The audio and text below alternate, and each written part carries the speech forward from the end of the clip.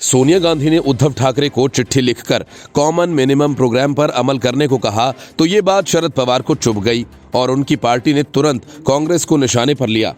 महाराष्ट्र की 3 पार्टियों वाली सरकार में कांग्रेस शुरू से ही असहज महसूस कर रही है।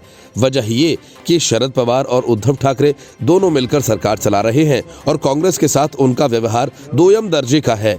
यही वजह है कि जब सोनिया गांधी ने चिट्ठी लिखकर सामाजिक तौर पर पिछड़े लोगों से किए वादे को पूरा करने की मांग की तो शरद पवार की भवें तन गई। एनसीपी के बदले तेवर को देखते हुए कांग्रेस ने कहा कि सोनिया गांधी की चिट्ठी को बातचीत के तौर पर देखा जाना चाहिए, न कि टकराव के रूप में। एनसीपी के रुख को देखते हुए ऐसे कयास लगाए जा रहे हैं कि महाराष्ट्र में सब कुछ ठीक नहीं चल रहा है। कांग्रेस की अंतरिम अध्यक्ष सोनिया गांधी ने महाराष्ट्र के मुख्यमंत्री उद्धव ठाकरे से कहा कि प्रदेश में अनुसूचित जाति और अनुसूचित जनजाति समुदायों के विकास के लिए आबादी के अनुपात में बजट आवंटन करने समेत 4 सूत्री पहल की जाए। उन्होंने कहा कि कांग्रेस पार्टी दलित, वंचित और पिछड़े वर्गों के कल्याण के लिए प्रतिबद्ध है। महाराष्ट्र में गठबंधन सरकार में शामिल होने के कारण हम इन सभी वर्गों के प्रति अपनी जिम्मेदारी के लिए ज्यादा सजग हैं।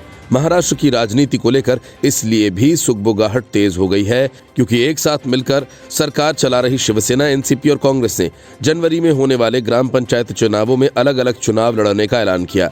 महाराष्ट्र सरकार में पिछले काफी समय से कुछ ठीक नहीं चल रहा। कांग्रेस नेता राज्य में सरकार चलाए जाने के तरीके से काफी नाराज दिखाई दे रहे हैं। राज्य के ज्यादातर नेताओं को लगता है कि महाराष्ट्र की सरकार शिवसेना और एनसीपी के हाथों में चली गई है।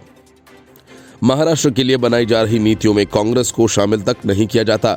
कांग्रेस प्रमुख सोनिया गांधी द्वारा महाराष्ट्र के सीएम उद्धव ठाकरे के सामाजिक रूप से पिछड़े समुदायों के कल्याण के उपाय के लिए पत्र लिखे जाने के बाद एनसीपी ने कहा कि यह पत्र कांग्रेस नेताओं के बीच गलतफहमी का नतीजा हो सकता है, जबकि शिवसेना ने कहा कि राज्य में उनके और कांग्रेस के बीच में सब ठीक है। गांधी ने शुक्रवार को राज्य में एमवीए सरकार को कॉमन मिनिमम प्रोग्राम की याद दिलाई, जिसमें शिवसेना, कांग्रेस और एनसीपी एक हिस्सा है। उन्होंने दलित और आदिवासी समुदायों के सदस्यों के कल्याण के लिए कुछ उपायों को लागू करने की मांग की। इधर शिवसेना के प्रवक्ता संजय राउत ने इस पत्र को कांग्रेस द्वारा की जा रही दबाव की राजनीति की किसी भी बात से इनकार किया और कहा, यदि कांग्रेस पार्टी एक एजेंडा सामने लाई है जो महाराष्ट्र और राज्य के लोगों के हित में है तो इसका स्वागत किया जाना चाहिए। कांग्रेस और एनसीपी के बीच की असहजता तब भी दिखाई दे रही थी जब महाराष्ट्र कांग्रेस के अध्यक्ष बालासाहेब थोराट ने कहा कि गांधी का पत्र नाराजगी नहीं बल्कि एक संवाद प्रक्रिया के हिस्से के रूप में था। कांग्रेस का रुख हमेशा समाज के गरीब और वंचित वर्गों के उत्थान के पक्ष में रहा है और गांधी का पत्र बातचीत का हिस्सा था कि कल्याणकारी उपाय कैसे किए जा सकते हैं। Bureau report, news of India.